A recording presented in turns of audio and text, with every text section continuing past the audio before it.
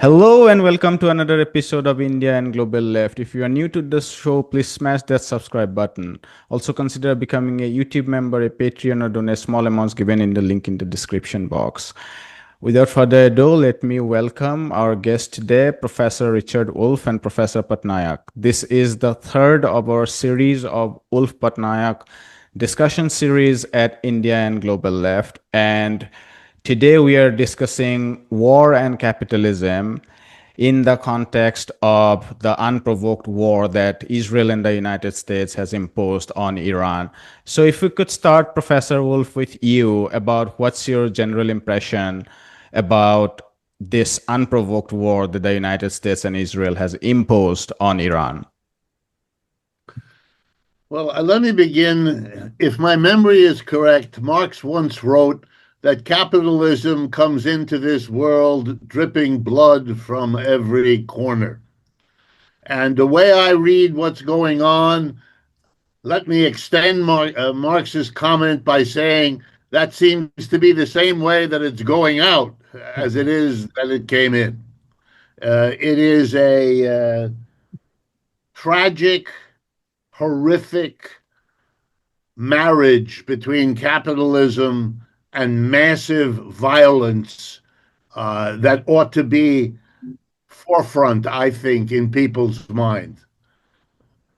There is much talk here in the West about how this all might be the beginning of World War III. People talk like that. Articles are written, panels and conferences are organized.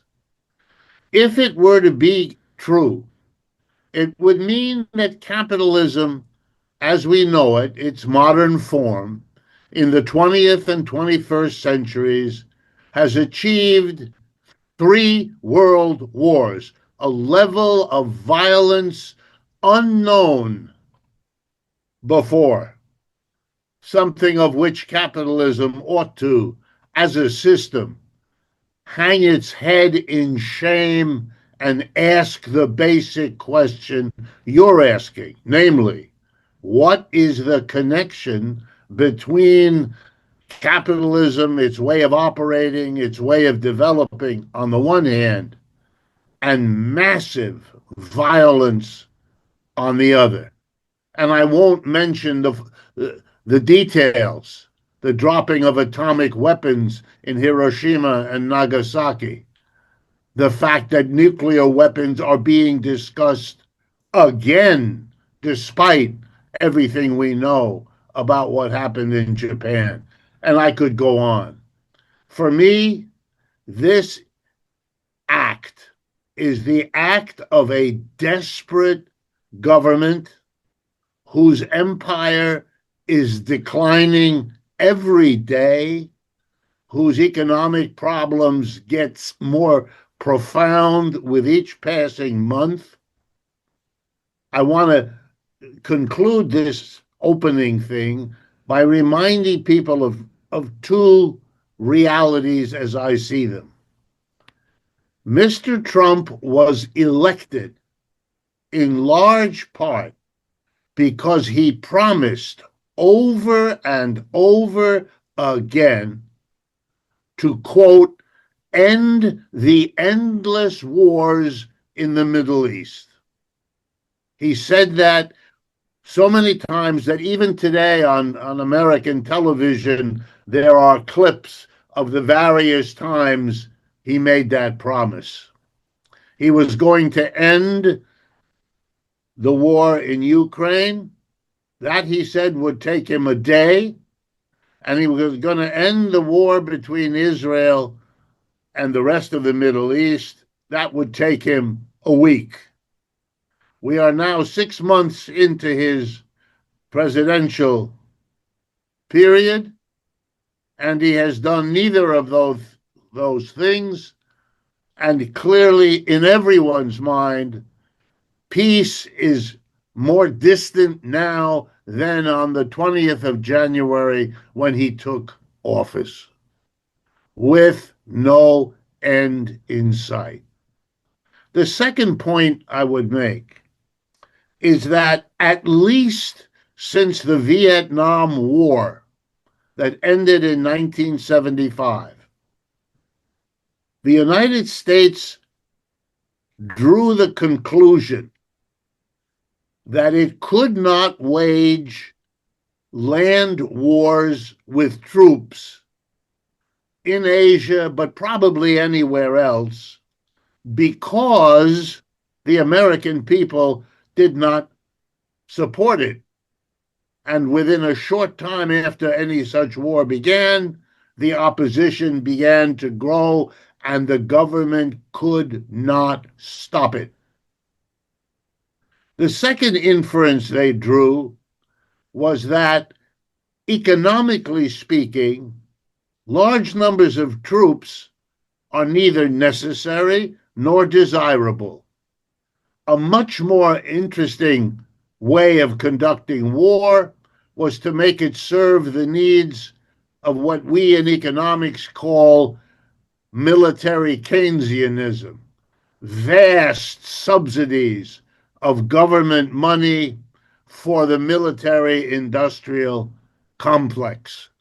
The war in Vietnam for American business was good business, as was the war in Afghanistan and the war in Iraq and the war in Ukraine. So you don't need the troops. You can manufacture the missiles, the planes, the drones, and all of that, giving an enormous subsidy to the economic forces that are supporting capitalism with a kind of ground floor of massive government purchase and government support. And that is a crutch for an otherwise capitalist empire that would be further along in its decline if it did not have war and the preparation of war and the periodic experience of war to keep that system going.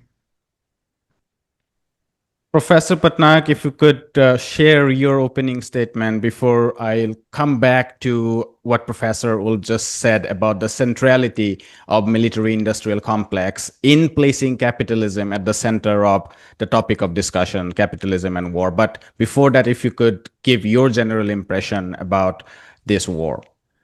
Yes, I'd like to add something. I completely agree with what Professor Wolff said, but I just want to add something. You see, war, of course, is inevitable under capitalism.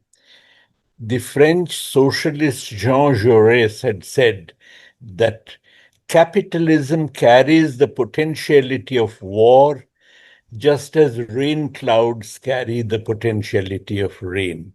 Now, of course, even that is not going far enough. I think wars are not just probable under capitalism, but they are inevitable under capitalism. But capitalist wars are fundamentally different from wars that had actually occurred in pre-capitalist times. Marx has a very famous remark about the Indian peasant going on cultivating his miserable patch of land while battles were raging nearby, where fates of big empires were being decided nearby. The peasant was going on cultivating his miserable patch of land. In other words, feudal wars were wars between kings. They only determined who appropriated the surplus from the peasantry, but they did not impinge on the life of the peasantry. It didn't really matter very much to the peasant if A took away the surplus or B took away the surplus. But capitalism in that sense is fundamentally different, because capitalism forces the peasant into producing commodities, forces the peasant into producing good commodity A rather than good B for his own use.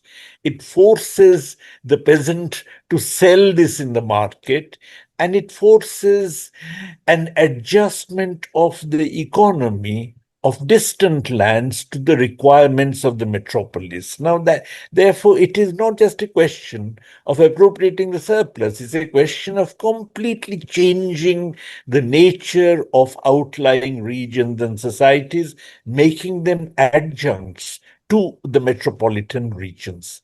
Therefore, capitalist wars are wars that necessarily impinge on the people. They are wars where the peasant cannot go on cultivating his miserable patch of land while the war is going on, because the war affects him directly. Now, much of economics misses this. Much of economics actually sees capitalism as a system of equilibrium, where things are balanced and so on. But that's not the case. Capitalism necessarily is encroaching on the outlying regions, it's encroaching everywhere, it's changing the lives of people everywhere. It is therefore a system that is frenetically intervening in the lives of people, and war is the inevitable outcome of this. You see, Lenin had talked of war being inevitably produced by inter-imperialist rivalry. But even when there is no inter-imperialist rivalry, like now, as Professor Wolff very correctly said, a dying imperialism, an imperialism in crisis, is really desperately trying to impose its will on the rest of the world by imposing wars on them. And this has a dialectic which is extremely dangerous.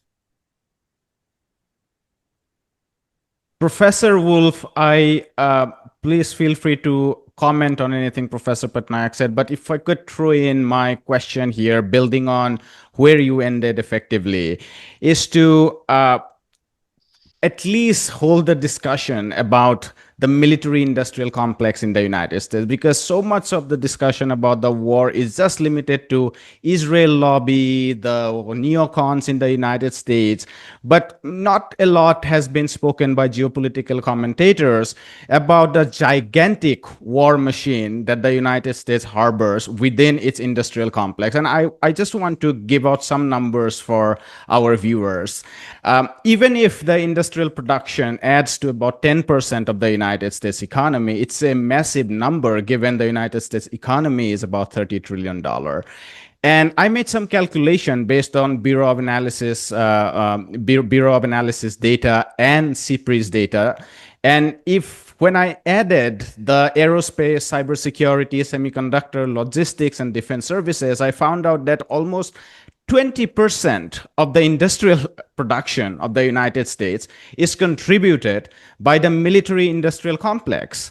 And out of the defense budget of about $1 trillion, roughly 40% goes to 5 major defense contractors: the Lockheed Martins, the Boeing, the Northrop Grumman, Boeing, and Raytheon, and so on. And just to add, finally, the employment sector that is being generated by this industrial complex is also massive. It employs almost about 300,000 people, over and above the 2.8 million armed personnel under the government, which includes the reserve forces. What I'm effectively saying is, at a time when the U.S. economy is under ventilation, let's say, and when this over-financialized economy is unable to produce good jobs, and by good jobs I mean wages that can buy decent standard of living, this gigantic war machine is absolutely important to keep the economy going. If you can take it from there and tell us the importance of this military industrial complex that drives this war, that would be great. Okay, let me answer your question, but let me give credit where credit is due. One of the Marxist American economists that taught me when I was a young man was a man named Harry Magdoff, who, together with Paul Sweezy, produced the Monthly Review magazine, which still exists, and the publisher, and a kind of independent Marxism, if you like, here in the United States, ever since World War II. And during that time, Magdoff made the argument, with much evidence in support of it, that at the end of World War II, there was a great and profound fear in the United States among its capitalist elites. And that fear, to be brief, was that the war and the war alone had ended the Great Depression. This is a very important, widespread view at that time. The Depression had outlasted everyone's imagination of how bad a depression could get. The 1930s, at least in the West, are considered to be the greatest collapse of capitalism in its history. I know 2008 and 9 were a tremendous shock. So was the 2020. And so we are, in a sense, going back to the big bad ones. But even with them, the 1930s was a collapse starting in October of 1929 and not really over until the early 1940s, at least in the United States, when the United States got into the Second World War. Therefore, having had unexpectedly the worst collapse in capitalism in its history, one that did not respond very well to the unusual, massive fiscal and monetary stimulus that the New Deal represented, the great fear was that the war, World War II, roughly 1941 to 45, was the only thing that solved the unemployment problem, the collapse of capitalism. When the state came in and did two things. It took half the unemployed people and put them in a uniform. I'm just, being symbolic here. And at the other half got jobs making the uniform and the gun and the bullet and the plane and so on. I tell you this because at the end of World War II, the great anxiety was that the returning troops and the end of war would plunge the economy back into the Great Depression from which it had come. Therefore, it was necessary for the government to intervene on a massive basis. But the right wing, the capitalist class, was very anxious about all of this because governments that are powerful in a society which at least gives lip service to universal suffrage could become a government of the people, isolating the minority of employers. So they began to wrestle with the contradiction. We must have the government come in to support this capitalism, but we can't tolerate the government having the power to do what we just said it needs to do. How do you resolve that contradiction? Well, the answer is American politics of the last 75 years, during which, very carefully, the government was reduced, shrunken, withdrawn from anything and everything that looked like mass support of the people. And it was concentrated instead on the military. That would be how the government would stimulate the economy without in any way developing a constituency for the government to do something radically different. That remains the tension here. The Democrats were the party that went a little further in having the government provide social programs. The Republicans were the disciplinarians to reduce that. And nothing shows that more clearly now than the spectacle of Elon Musk firing hundreds of thousands of federal employees that produce social programs while the military budget is raised from 800 billion to a trillion, or whatever the actual numbers are. So I think the way I would respond or add to what Professor Patnaik says is that he's quite right, but the particular way that capitalism does this is by producing this wildly imbalanced governmental budget that is wedded to the military industrial complex. The government, therefore, supports the profitability and the economic growth of the defense sector. Here we are, for example, in a very difficult moment, and every program the government does for the mass of people is being cut, except for defense, which is being radically. I mean, it's as if we had written a script and the government was following the script. Last point. Even in the United States, and even with what I've just said, you have always the risk that the enormous money spent on the military is a waste, is a subsidy that simply generates profits. That's why you have to have an occasional war. It's not that you need to win it. It's not that you need to have a good rationale for it.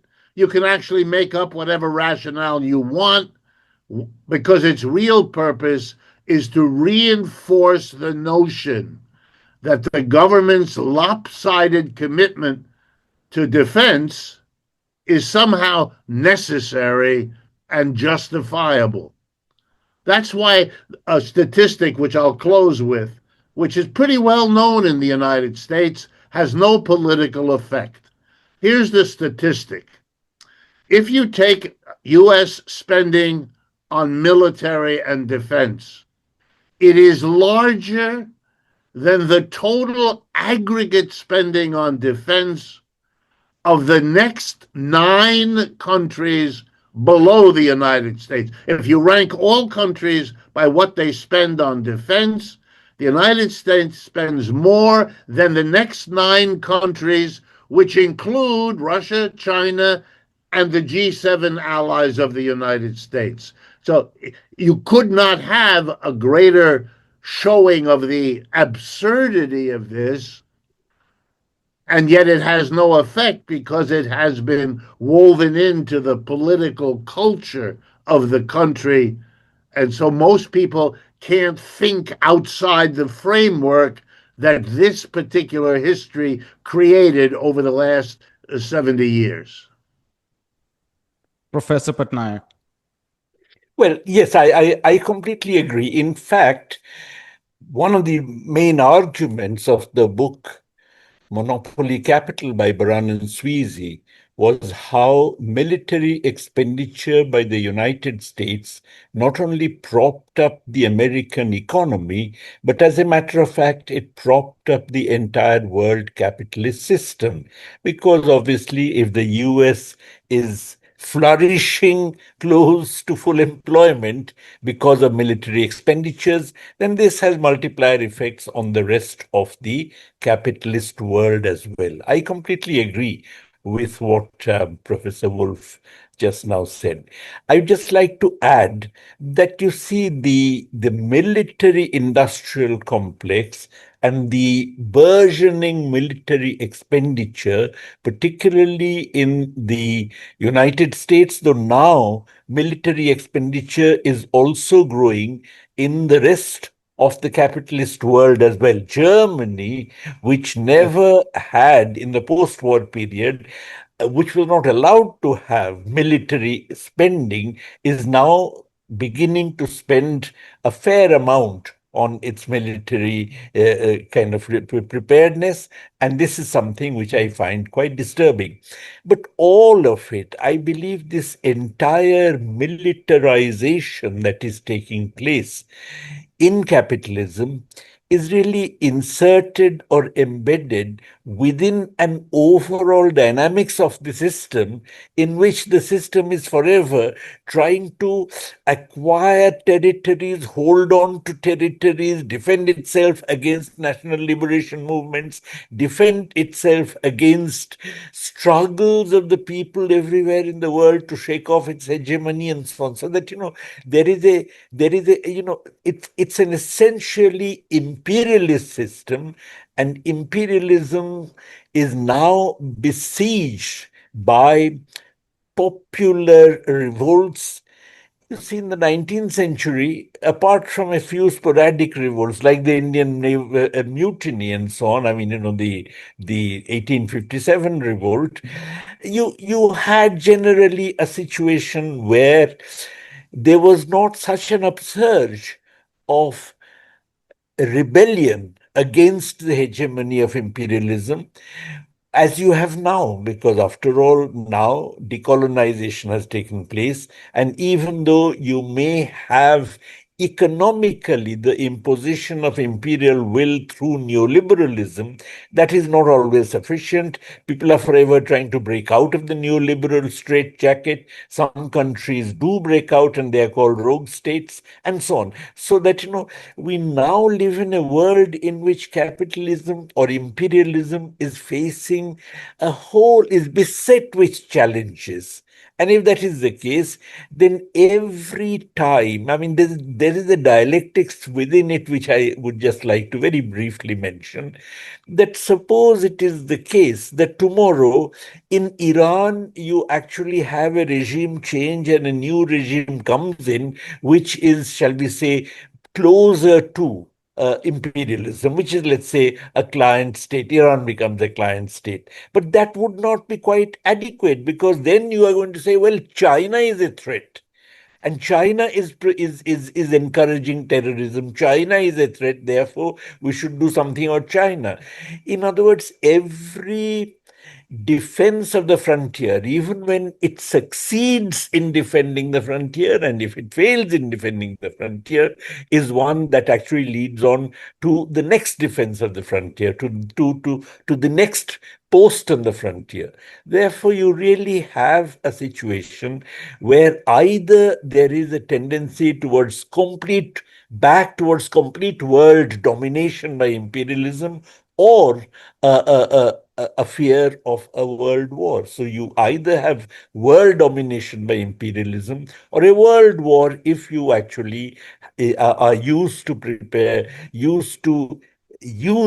if you're prepared to use nuclear weapons against your opponents, against people, I mean, against the Iran regime or against any other such regime. In that case, you're risking a world war. So that I think the desperation of imperialism, the fact that it is really now beset, surrounded by challenges from all kinds of sources. Last month, or we discussed the question of BRICS, for instance. You have a set of countries which are not really amenable to imperial control. And that is something that creates this sort of paranoia in the minds of imperialism. And that I find extremely dangerous, because unless there is complete world domination, there is always a threat of pushing the frontier outwards and risking a world war. Yeah, and if I could add, I think the evidence for that, for what Professor Patnaik just said, is everywhere. The minute you understand it, you then see it. A little bit reverse of the empiricism, when you only understand it when you see it. No, you only see it when you understand it. That dialectic is going on. Israel and Iran. I mean, Israel is the outpost of Western imperialism, and they need to be given the space with which to exercise that hegemony. They had done it with military means pretty well, but it is now pretty clear that their self-definition of their military was quite exaggerated over what their military actually can do. and the reverse for Iran. And they're now discovering that reality, and that's going to inflame their paranoia all over again. The notion that the objective in Iran was simply the three nuclear sites is just, in my mind, totally ridiculous. First of all, you can't stop people from developing nuclear weapons in this way. The Iranians can do that 12 different ways. And if you cut down this one, they'll do it in a different way. If they have difficulty doing it, they have very close alliances with both Russia and China who can do it for them. And what is this crazy idea that the West has, that it has the right to do this, that it has some sort of entitlement to do this? It can't do it.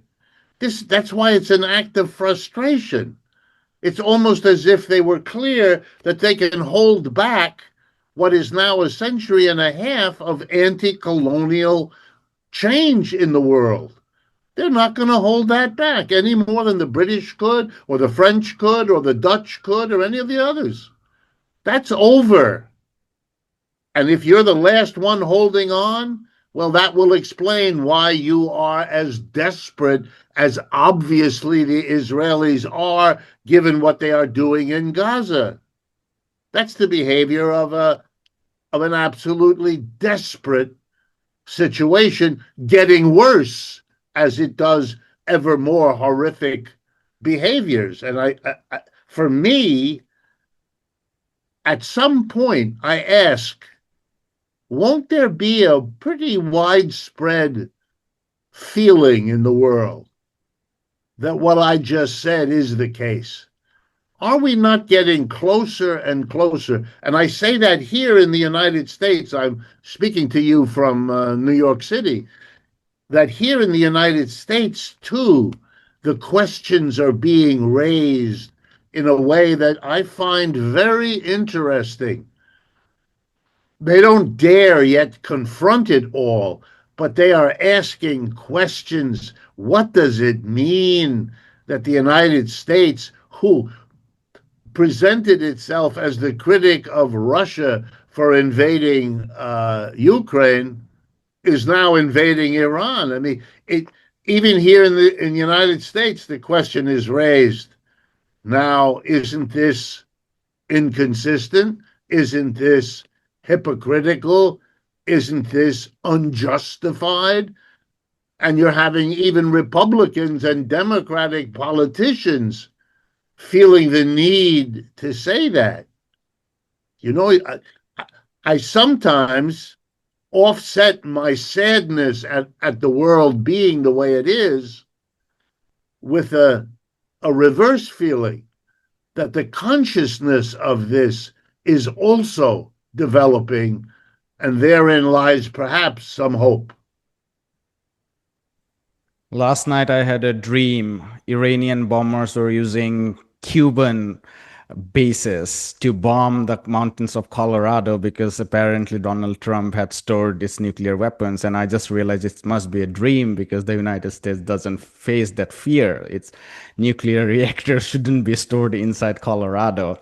But that joke apart, I want to shift this conversation, Professor Patnaik, a little bit to something which almost entire and analysts and the business presses and everyone I've read has missed out on, which is really an economic warfare that has been imposed not merely on Iran. On Iran, I think it's a political, cultural, and economic warfare, but really an economic warfare imposed on the global south. And I think I want to take up this discussion by starting with the currency market, because what we have seen is right after the bombing, a massive decline of South Korean won, of Indian rupee, of Indonesian rupiah, of peso across Latin America and Philippines, of the Thai baht, and strengthening of dollar. In fact, PIMCO, the hedge fund managers and others were holding long positions in these emerging market currencies after the tariff debacle because they were seeing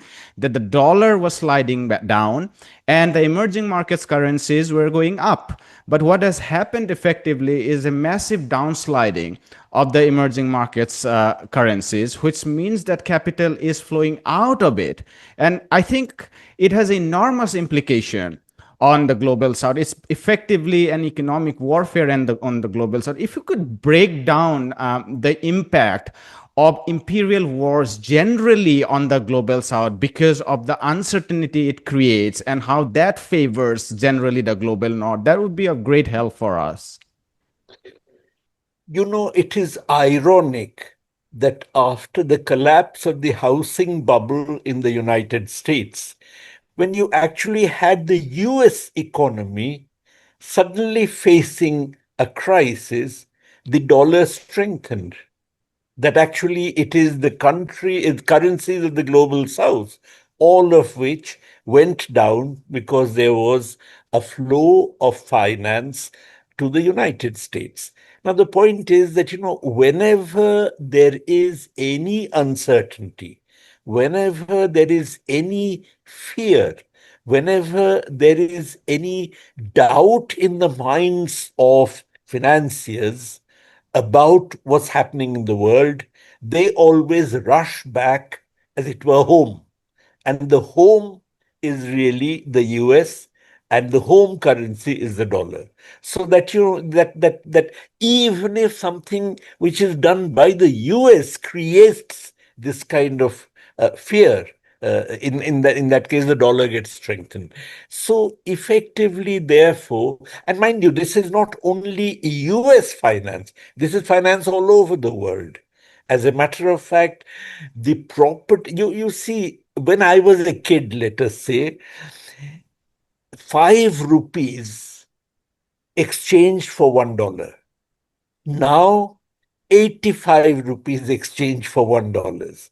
And it is not because in India, inflation has actually resulted in the collapse of the rupee. On the contrary, it's the collapse of the rupee that has resulted in inflation taking place. And the collapse of the rupee is, of course, because the rich in the global south generally would like to shift their wealth to the global north, which they consider to be safe. This tendency becomes particularly pronounced in periods in which there is some uncertainty, in periods when they feel that the fears become intensified. And therefore, one has to really see that crises of this kind, wars of this kind, are disastrous as far as the global south is concerned, quite apart from the military implications, the sheer economic implications.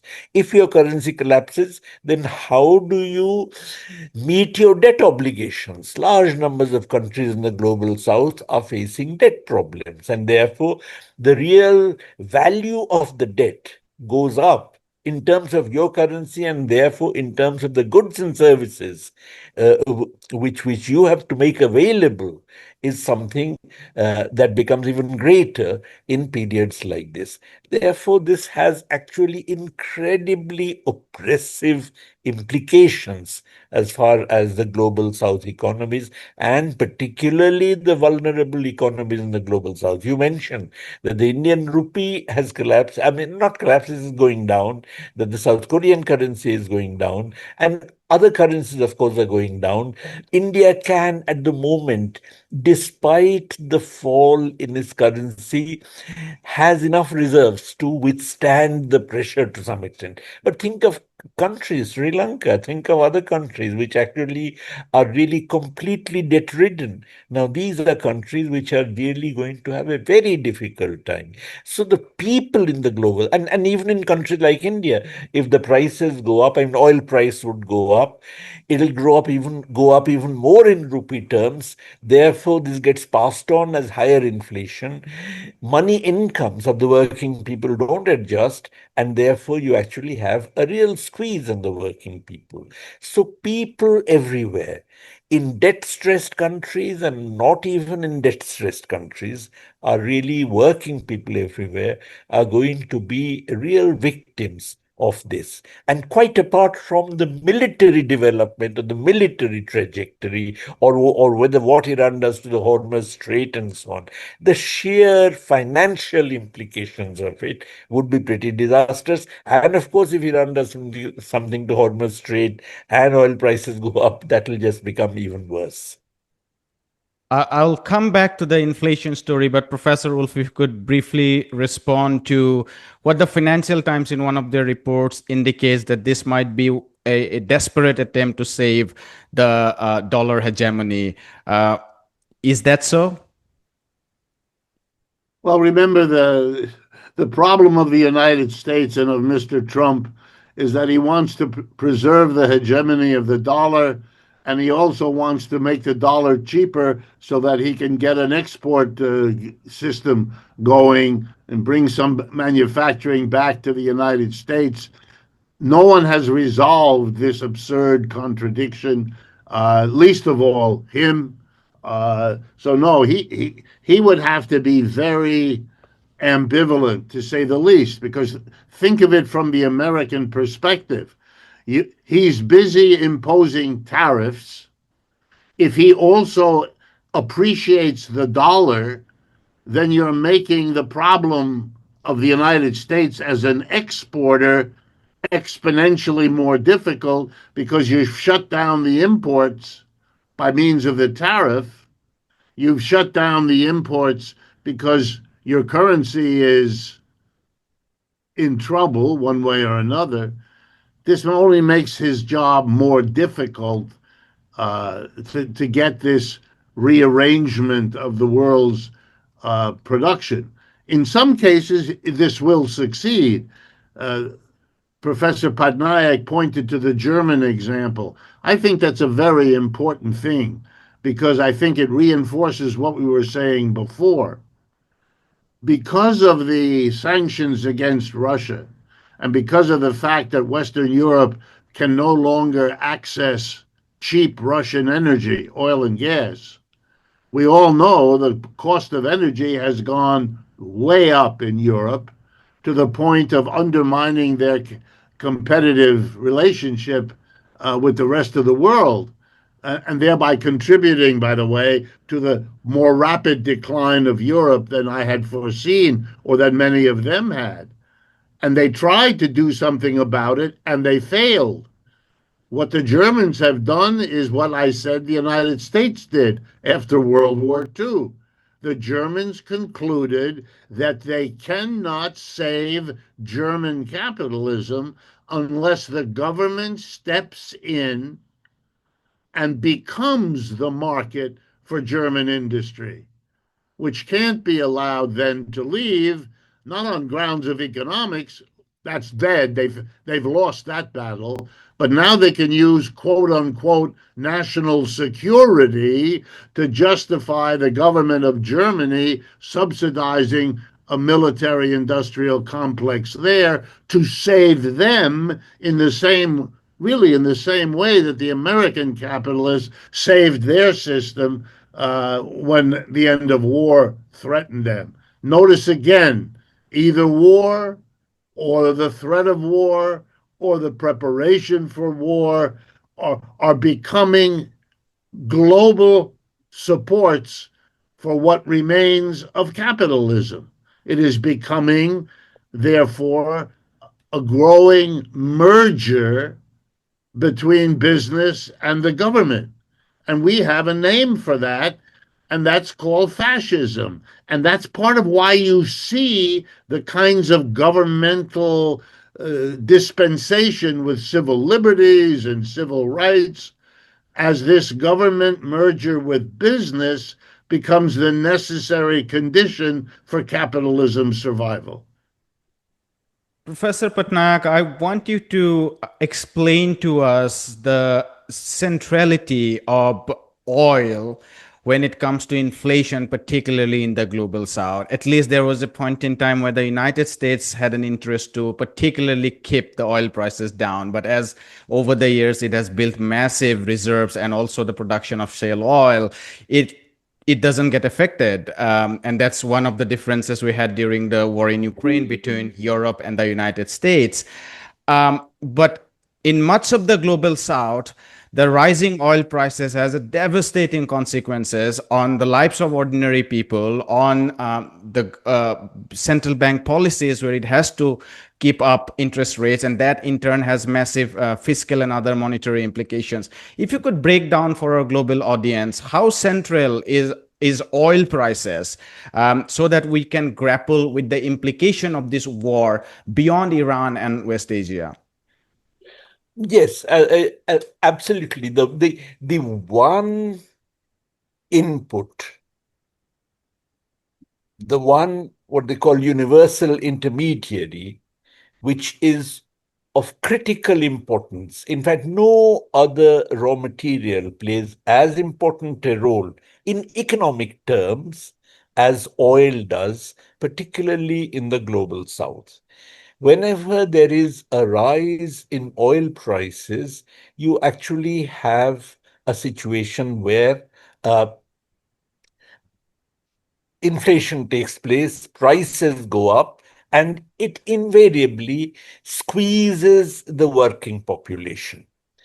Now, the original oil shock was a little different, because what happened in the original oil shock is that when oil prices went up, and therefore there was a redistribution of income from all over the world towards the oil countries. The oil countries' propensity to consume, let us say, global south goods, was higher than the advanced countries' propensity to consume global south goods. Therefore, suppose it is the case that American consumers had to pay more for oil, and therefore purchasing power was shifted from their hands to the hands of, let us say, some Middle Eastern sheikhs. The Middle Eastern sheikhs would like to come to Bombay and have a good time and so on. And therefore, in some sense, that actually meant a shift in the pattern of consumption towards at least some global south goods. Okay. But now what we are seeing is not so much a rise in the price of oil, but we are seeing a rise, a depreciation of the currency, and therefore a rise in the price, not of the dollar price of oil, but a rise, let us say, in the rupee price of oil. Therefore, what is happening is that, that it is not as if there is a shift of income distribution from the global north to the oil producing countries, but there's a shift of income distribution from the global south to the oil producing countries, which cannot possibly give rise to a net expansion in the demand for global south goods.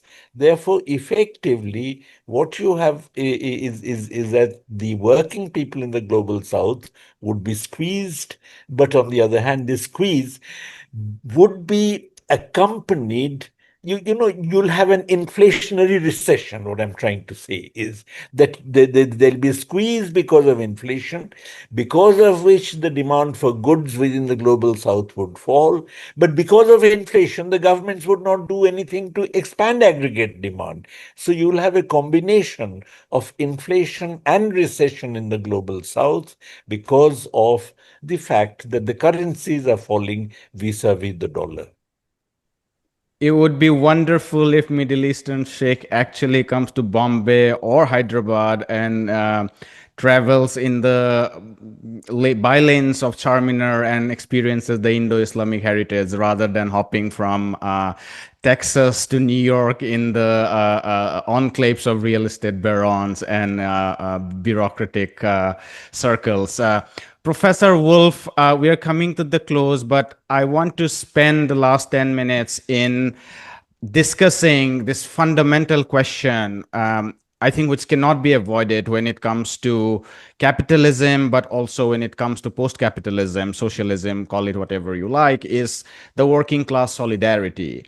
And something that I feel in your discussion about the military industrial complex, there is this idea traditionally called as the labor aristocracy, where sections of the labor working class inserted in imperial interest or class interest find it extremely difficult to extend solidarity beyond their own circles. And the context in the United States is not just the war, but also the war against immigrants. I want you to tell us a little bit about how it has made the working class in the United States divisive, in the sense that it becomes impossible for working class, particularly labor aristocracy in the United States, to extend solidarity with the lower class in the United States and their otherwise to be comrades across the global South. Well, the situation here is, as always, complicated. There are, just because I don't want this not to be understood, the labor movement, the organized labor unions of the United States, particularly in the last 5 or 6 years, have opened up and welcomed immigrants in a way they had never done before. There is something going on in the working class that is beginning to understand that there's greater benefit in solidarity with the immigrant than there is in joining in scapegoating the immigrant. Having said that, though, the scapegoating is still the dominant motif here in the country, and it's very important that people understand why that is. Over the last 40 years, the United States has seen a massive redistribution of wealth and income from the bottom and the middle to the top. This must be understood because it is the context and the backdrop for almost everything else that has happened.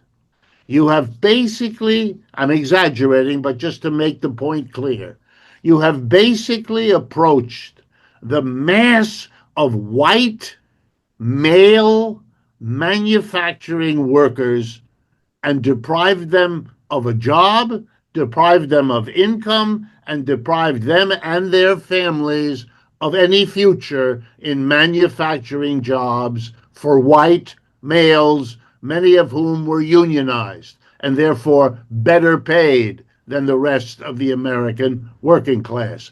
Whether they are an aristocracy the way Lenin meant it, that's another conversation, but definitely better paid and so on.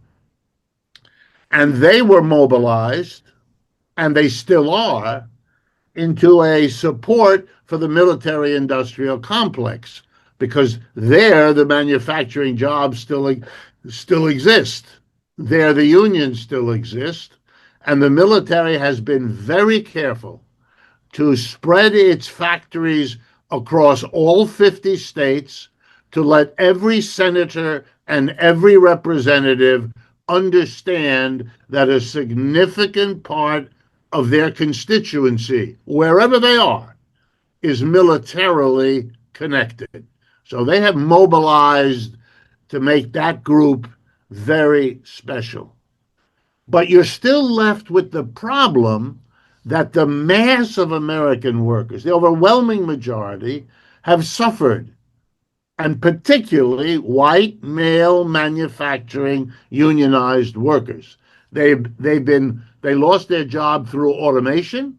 They lost their job through relocation of businesses out of the United States, and they lost some of their jobs, by far the smallest portion, to immigrants. Now enters the demagogic politician.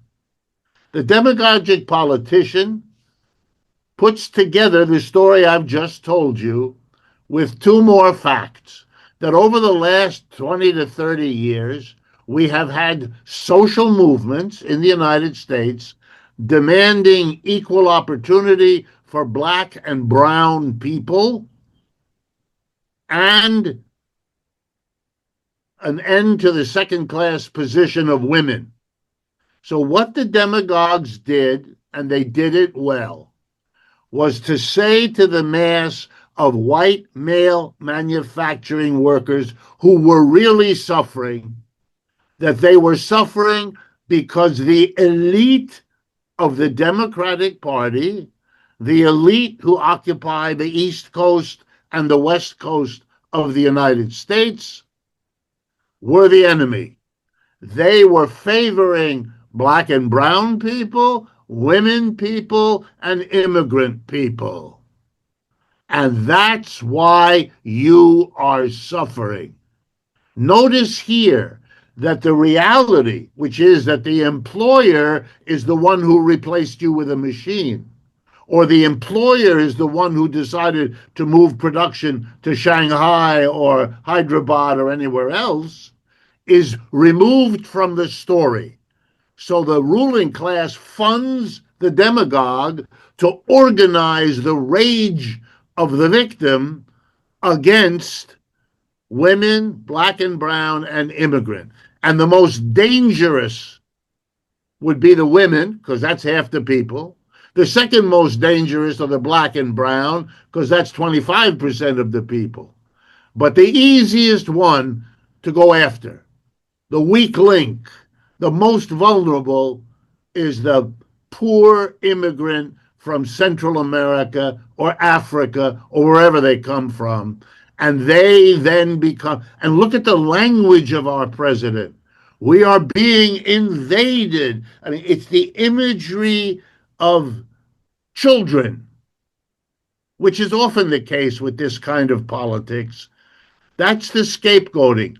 But it is so far-fetched, it is so absurd to think that 10, because that's what we're talking about, 10 million of the poorest people on earth arriving in the United States is a threat to and an explanation for the collapse of a 330 million person economy is so nutty and so off the chart crazy that we are able to say that.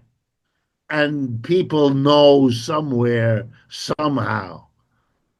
So, yes, it is a discharge of rage for the white working class male, but it has limited usefulness. And as the government tries to keep it going by having a special police force wearing masks, not identifying themselves, the so-called ICE, special police, brutal and violent, this is causing severe backlash. The Brooklyn, they used to be the Brooklyn Dodgers, they're now the Los Angeles Dodgers, a very popular baseball team, confronted the ICE people who came to arrest an immigrant and forced them out of the stadium. And they announced yesterday a $1 million fund to help victims of ICE. This is the worst conceivable publicity for this effort. And that's already a sign that it is reaching its limits. And there will be a big backlash when it comes. Professor Patnaik, very quickly close by telling us how. I'd just like to make 3 points in this just connection. as a closing comment, yes. The first is that, just to add to what Professor Wolff just now said, there is a statistic of importance, and that says that the real wage of an average male American worker in 2011 was marginally lower than in 1968. In other words, it had gone up and come down. And therefore, the kind of anger and frustration is something which is understandable. The second thing I'd like to say is that, the crisis of neoliberal capitalism, the aggressiveness of contemporary imperialism, and what Professor Wolff quite rightly said, this tendency, the upsurge of fascism, they're all really related phenomena. And they really all, in a sense, represent a dying system, a declining system. But mind you, a declining system can be an extraordinarily dangerous system. Yes. But I think one thing one way in which this can be fought is by, as you said, uniting the people around a set of universal benefits. I mean, for instance, universal economic rights. So that is not just immigrants, but everybody, white, male American workers, black, African immigrants, and so on and so forth. And this can be done only on the basis of a progressive left agenda, where you have wealth taxation, inheritance taxation to mobilize resources to spread the benefits of progress across the spectrum of working people. That will be a left agenda, but that will carry us beyond the current impasse which capitalism has brought mankind to. We'll leave it there, Bravo.